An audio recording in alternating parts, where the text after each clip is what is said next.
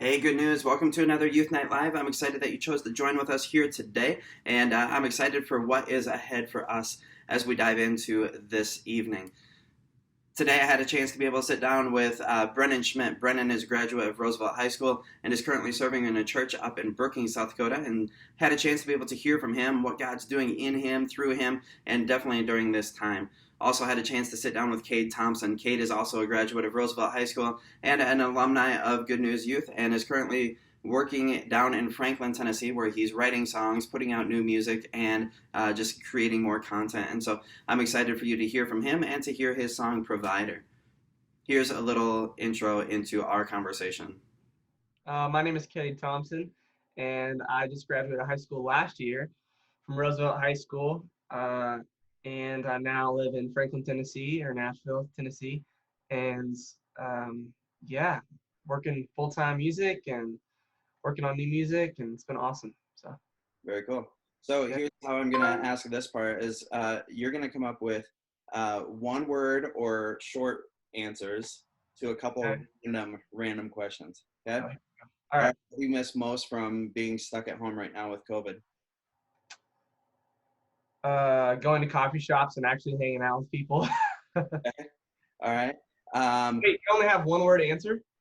short, one word, somewhere in there. That's fine. Okay, that was kind of a sentence, but we'll No, do it. we're good. All right. So, first place you're gonna go when all of a sudden this whole thing is lifted. Franklin. Franklin, get back home. Get back home. Yeah. All right. First person you're gonna hug when it's okay. Ooh. Hey, I don't know if we're getting into personal life stuff here. I'm just, I'm gonna hug you, Ryan. yeah. I give you a hug, Kate. I give you a hug. All Yeah. right. All right. We also want to play a game with you tonight, and so if you get ready for these, I'm going to show you a couple different screens. These screens are going to be photos of things that have been kind of stock photo, and so companies will use these for advertisement or whatever else, and so they're readily available to the general public. Here's what you're going to need to do is you're going to need to look at that photo and then recreate that photo yourself. And then once you have that recreated, take a picture of it and then send it directly to me. I'll put my number here at the bottom, and so you can text it to me. I will take those and I will go off of the best creativity and the best photo, and the person who does so will win a prize. Again, these quarantine kits have been dropped off on people's front steps.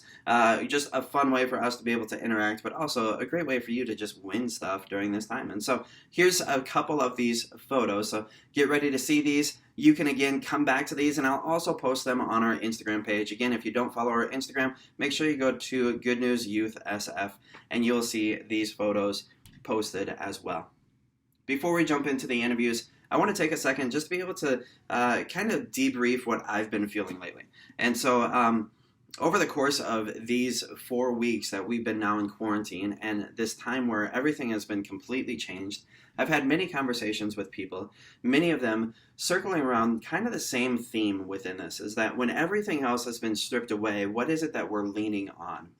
And so tonight, I want to just be able to encourage you with this that yes, this is unprecedented times, and yes, this is difficult on so many different levels. But I also think that we can learn a lot from Jesus in the midst of it. That this is hard, but this is not the end either. And in fact, when everything else is going on around us, sometimes we get so distracted that we forget to even look to Him. And so in Mark chapter 1, verses 35, I believe it was.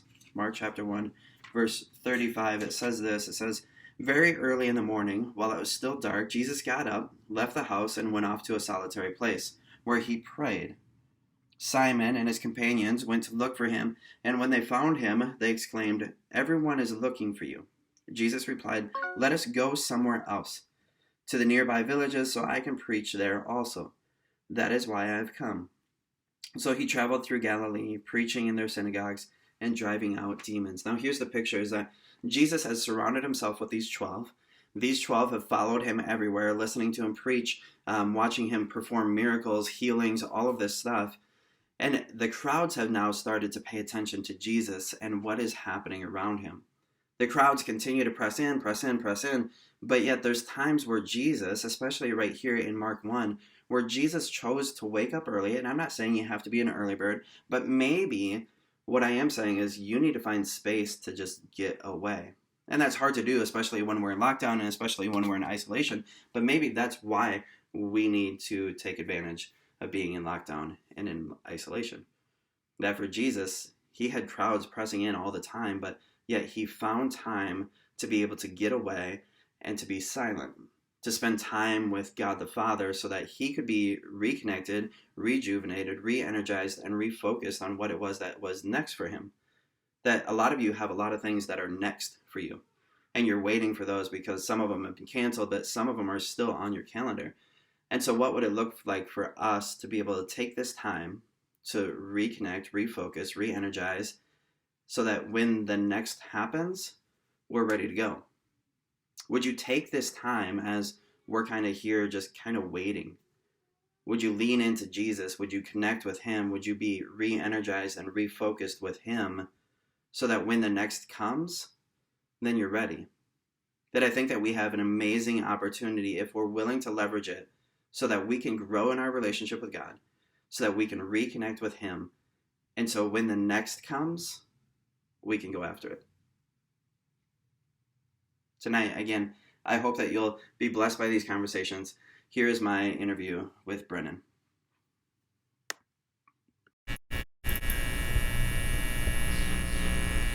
In the first week. So I was on spring break leading a group in Southern Texas when all this crazy stuff went down.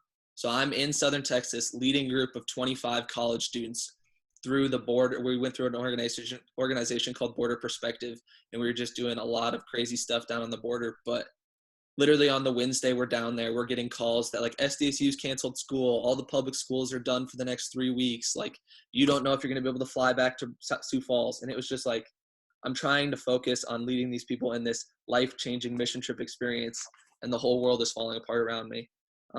And when we came back, that was the first question is, okay, what do we need to do? And essentially we all as church people became content creators, which if you guys want to Google those terms and find out, people get paid exorbitant amounts of money to be content creators on social media, on YouTube.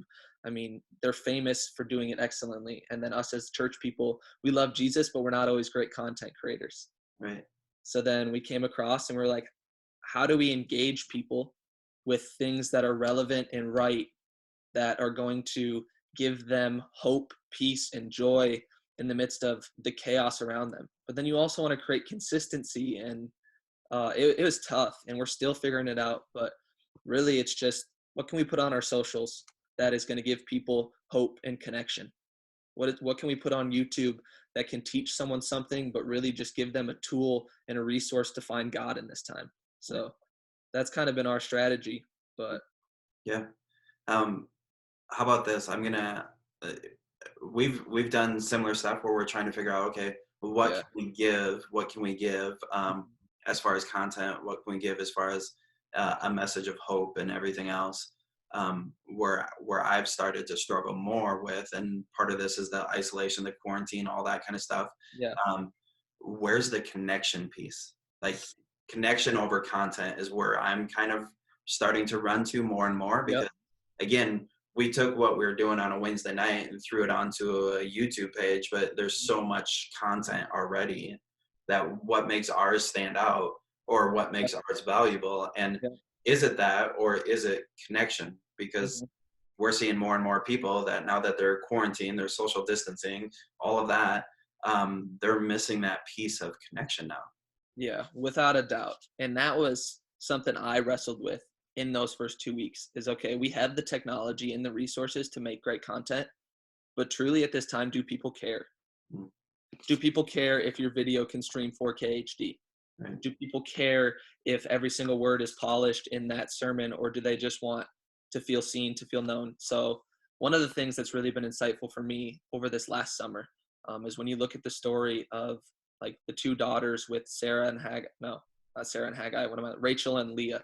Yeah. So one's beautiful, one's not, in the terms of Bible, it puts it better. And then you look through the process of the non-beautiful one, and what is she feeling? And essentially, she wants to be seen, she wants to be known, and she wants to be heard.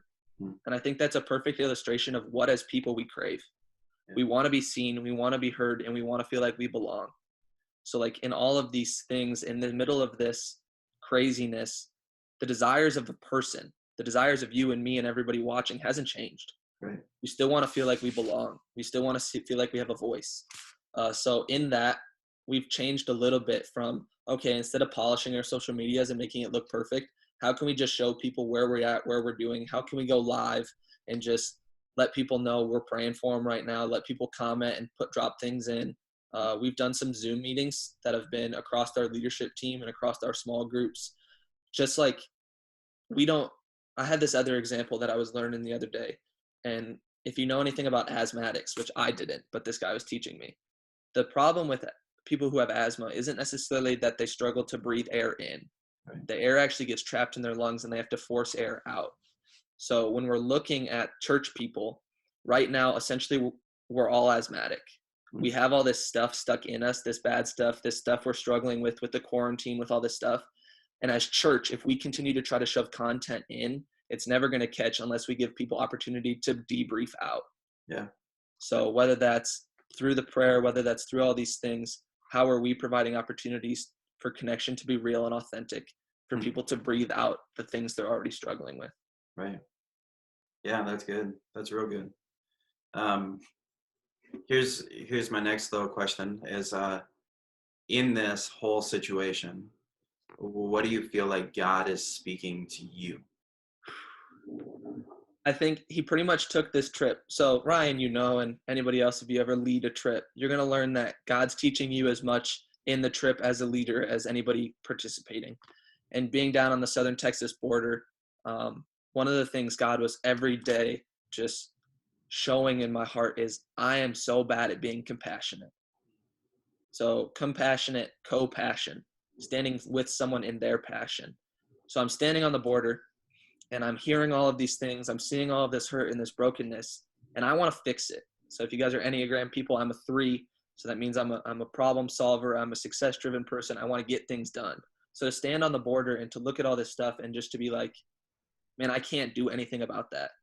But God's called me in that season, and I think continually in this season, to not fix the problem, to not come with all the answers, to not try to find the solutions, but how am I just going to come alongside people and love them and feel their hurt and their pain, to be able to rejoice with them, to have co-passion, to become passionate in a season where I want to fix it. I want to have the answers. I want to create the content. I want to give them opportunities to connect. But how do I just stand by people? So that's what he's been doing in my heart for sure. Yeah, I'm a number 2, and so I'm a helper. Yeah. So right now, being at a distance from people and feeling like I can't help the way that I want to help is driving me crazy. Like I'm feeling like I feel drained at the end of the day because I'm constantly looking for ways to help, but never feeling like I actually am. Yeah. So yeah, it's interesting when you start thinking about how we're all wired and what we want to do in this situation, because I think we all want to see good and do good, but what does that look like when, in a sense, we feel like we're restrained from it? Like we can't do what we want to do. And so how do you then adapt to that? Like in this season, when I can't help the way that I want to help, then what can I do? So yeah, it's a good way to think about it. And I don't know what that looks like yet. I'm still trying to figure that out, but I think that we all have an opportunity to do good. I think we all have an opportunity to do the job that I think we're supposed to do. But right now, it may mean that we have to adapt and we have to figure out how to do it differently than what we ever did before. Yeah. So, yeah. Yeah, definitely. I mean, one of the things that through all of this, like with compassion, with all of it, is God, I think, in the church, not me personally, but through the church, he's teaching us how to be people driven again. Yeah. The church can so often be program driven. We're about our Sunday services. We're about Wednesday night gatherings. We're about our small groups. We're all these things, but all of that's fallen away. Literally, it's all gone. Yeah. So how as a church, how as the people of God, do we get back to being people driven? Yeah. So I just think, man, it's a great question. I have not answered it yet. But I'm wrestling. But I think it is a wrestling that we all have to go through. So yeah, without a doubt. Okay. We talked about what is God teaching you. What do you think God is teaching us? like as a whole. And I want to be very careful because there's been people that come straight out and say, well, this is God's punishment on us. I don't know if I want to go there. But Yeah. what do you think God is teaching us? Man, that is such a good question. And I think it is the question. Really, it's not how long will this coronavirus thing last? How long will, what will the world look like different? But what can we learn about through it? Because really, essentially, whenever you've looked at Christian, like any kind of world problem across time, there's been like three normal responses. People who respond in fear, and they're just like completely overwhelmed by fear. And then you can see this in the world wars, you can see this in the Cold Wars, you can see this in any epidemic, anything. People respond with fear. People respond with power grabbing. So this is another response. People try to grip power, they try to take because other people are falling away. Or people respond in a learning statue. So this is like so evident here in our time during the coronavirus thing is we have these options. I mean, you can see them all the time, everywhere you go, in every store, every business, every school, you'll see people are responding in three different ways. Yeah. So as people, how do we respond in a learning posture, believing that God really does want to work good out of this terrible situation? And I don't know, you're hip and cool. So you've probably done Jefferson Bethke's To Hell with the Hustle or John Ortberg's The Ruthlessly Elimination of Hurry. Yeah. Yeah. I think those were incredibly timely prophetic words of God. Yeah. That we live in a culture consumed by busyness and hustle and hurry and climbing to the top and getting it done. I mean, high schoolers, you have more to do on a daily basis than anybody ever has had in their entire generations have never had the pressure to do things like you guys have had to do. When you jump into college, you will be pushed and challenged to get involved and to take leadership positions and to get involved in your dorms and in your clubs and in your classes, and it will continue. Middle school students with sports and school, we live in a time where busyness and schedules has become the epitome of success and drivenness. Mm-hmm. And these books, and they have a podcast that came out that's also super awesome, come and they teach us how Jesus would have lived life in our time period, how Jesus would have put his phone away, how Jesus would have emptied his schedule, how Jesus would have slowed down, ruthlessly eliminated hurry and hustle, and just been present with people around him. Because like we were saying, it's not position, it's not status, it's not even like relationships around you in the sense of having relationships. It's about people. In the busyness of all of it, we lose sight of the people around us and forming relationships that are going to matter. Friends who are going to love you and care about you and want your goodwill, building relationships with siblings and parents and classmates for the furthering of the kingdom.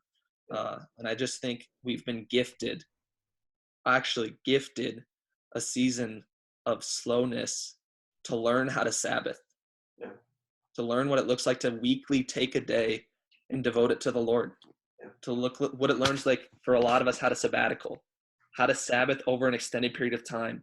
So now for students, as they're able to get their homework done in a day rather than having to go to school for 8 hours a day, what does it look like to take 3 or 4 days and put your phone away? I'm serious. It's crazy. Like, it has absolutely drastically changed my mentality and the way that I live life reading these books in this time period. And I think God's gifted this to us as an opportunity to learn what it looks like to return to simplicity, to return to people, and to return to his slow, unhurried nature. That's good. That's good. And it goes against everything that we're told to do. Like, it goes against, we have always been, kind of wearing that badge of honor of, we're busy. Like, when everybody asks, how are you doing? Oh, I'm busy. Like, that's just what we do. It's and now trophy. Now we need to step back and be like, no, this is a time to rest. This is a time to recheck myself with who God is and who he created me to be. It's finding time to just be still. And that's a hard thing for a lot of us because we're not used to that. And so, that's good. What would you say to the church right now as far as what we need to be doing? Big C church, what are we called to do in this moment? Hmm. Yes, another good question. I think instantly your mind jumps to serving. Mhm. I mean, when the world's falling apart as Christians, we have an incredible opportunity to serve people who are desperate for hope and peace and joy. Like, look around, turn on the news for 5 minutes, and you will see a world that's pushing fear, that's pushing the chaos, that's trying to get you to come back to find out. Because if you don't come back for the next section, you might, who knows what's going to happen, Right. And as Christians, we have a message of hope and peace and just joy that we can share. And I think the toughest part is learning how to do that. I think that's what we're talking about here. But for me, this last week, it was simply I wrote letters to my neighbors. And probably most of you live in homes, so that's even easier because in an apartment building, I mean, I can't handwrite 50 letters. Right. But in a home, you probably have 2-3 neighbors who you kind of know, or maybe kids in your neighborhood that you can hang out with or that you know. And what's it look like to write them a letter just encouraging them?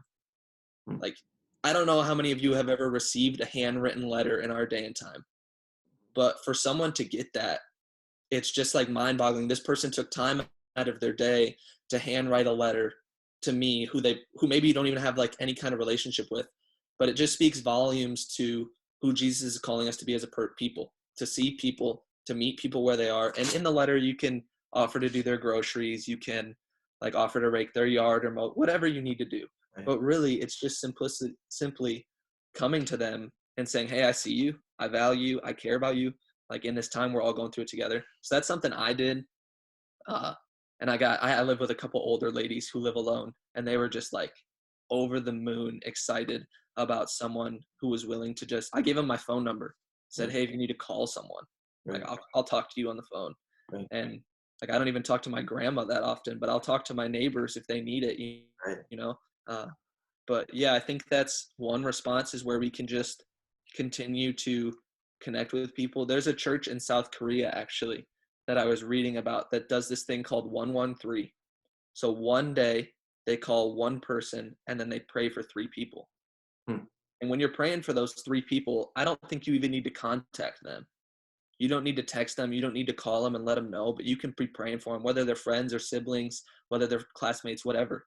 Yeah. But how can you call one person every day and bring them encouragement? Hmm.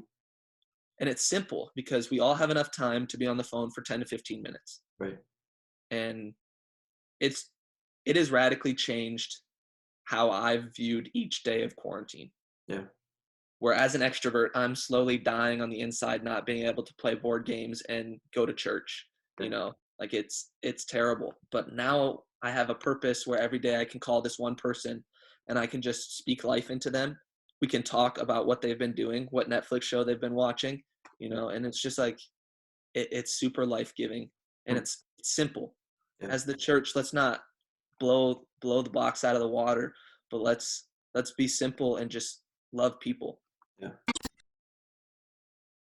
And I hope that you were blessed by this conversation with Brennan. And I do think that there is an opportunity for us to just kind of be still. That busyness is something that we can kind of set aside for a while and really just be still. Find time to rest, find time to reconnect with God and grow in that relationship.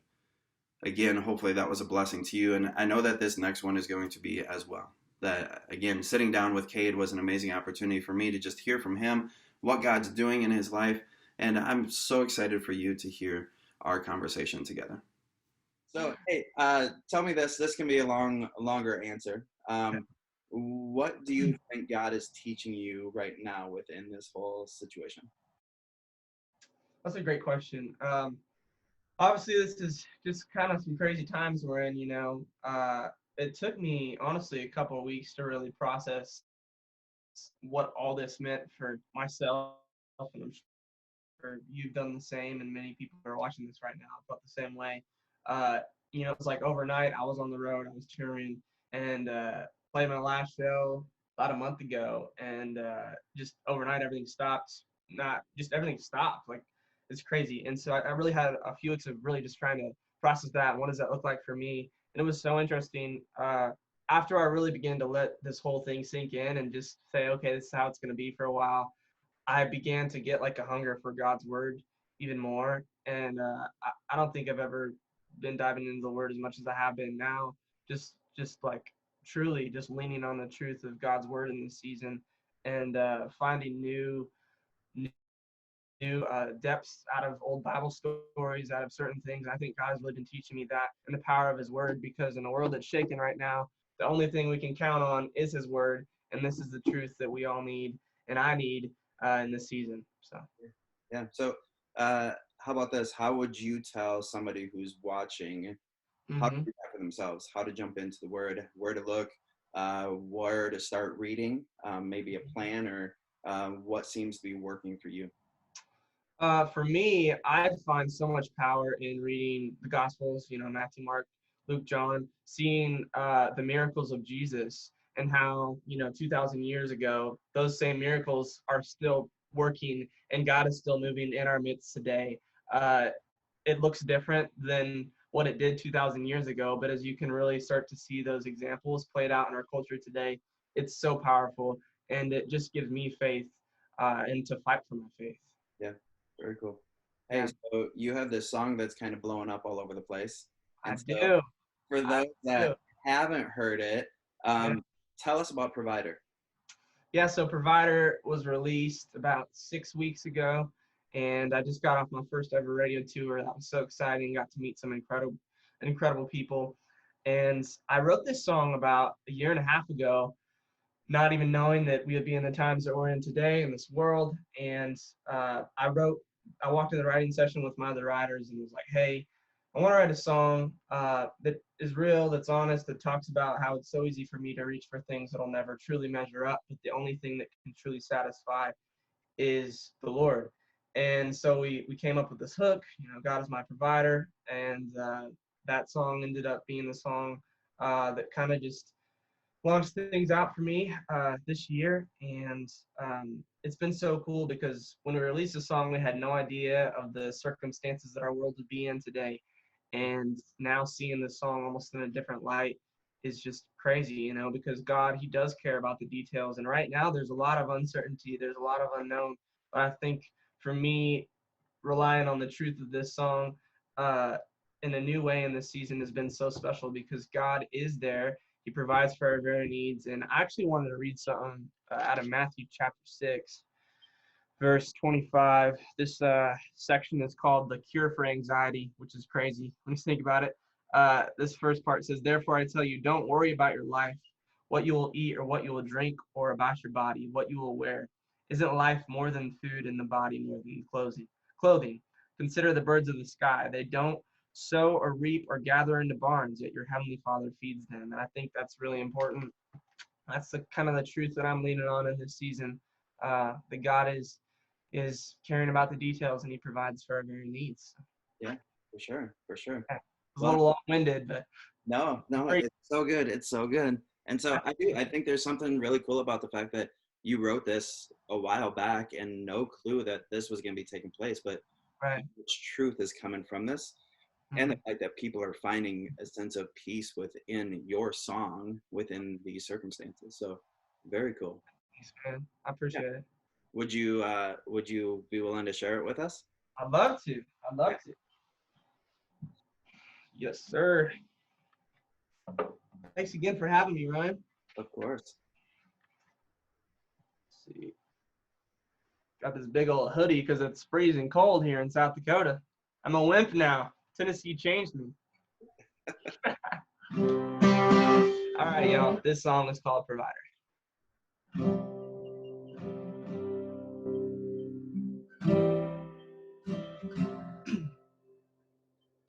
I can't remember the last time I was content, and now I wonder, how do I get there again? Why am I clutching and grabbing at all the things that I don't have when you're giving me everything? Why am I stuck in my feelings thinking I know what I deserve? The answer is clear to me. Just what you give me, Lord, is more than I desire. You're my provider. And when I lose my way, lead me through the fire. You're my provider. Even on my dark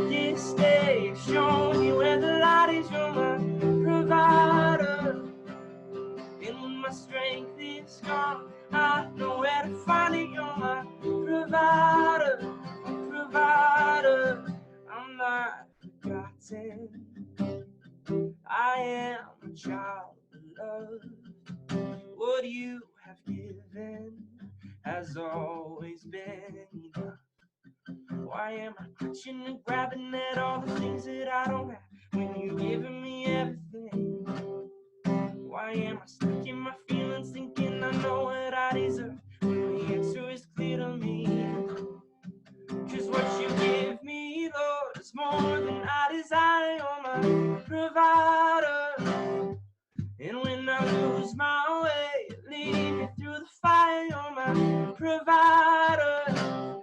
Even on my darkest days, show me where the light is. You're my provider. And when my strength is gone, I know where to find it. You're my provider, provider. You have always been, you will always be. Your faithful hand is holding on to me. You are mine. God, you are mine. You know it, let's sing it out together. Here we go. 1, 2, 3, 4. Cause what you give me, Lord, is more than I desire. You're my provider. And when I lose my way, lead me through the fire. You're my provider. Even on my darkest days, show me where the light is. You're my provider. And when my strength is gone, I know where to find it. You're my provider, provider. You are my provider, provider, provider. You are my provider, provider, provider. Awesome, Amen. awesome. So proud of you, dude. Oh, thanks, bro. I appreciate it. It's crazy to see how God has taken you, and I'm excited for what's next. You know, this is huge right now, but this is only the beginning. So I'm excited for what's next for you and the message that you keep portraying to the people that hear it. And so keep up the good work, keep up what God is doing, and yeah, again, I think that there's amazing things that are in store. So very cool. Hey, could you do one more favor for me? Yeah, what's up? Would you pray? Yeah, Pray absolutely. for students, pray Love for that. those that are watching, Yeah. and close out our time. Be awesome. God, we just thank you so much for our time together today. Thank you for Good News Youth and what they meant to me in my key foundation years of my life. God, I just pray for every single person that is watching this today, Lord. I just specifically pray for those that have struggled with anxiety in this season, the worry of, Lord, are you going to provide for my very need? God, we just speak into that, and God, we just speak truth and blessing over that. We just say that Satan, you have no power over anyone who's struggling with that today in Jesus' name. I pray that as the church and as Christians that we will be able to come to you in this season and resting in you and the Bible and the truth that we can stand on. Thank you for Ryan and all of his work and just the whole team. We love you, Lord. We bless everyone in Jesus' name. Amen.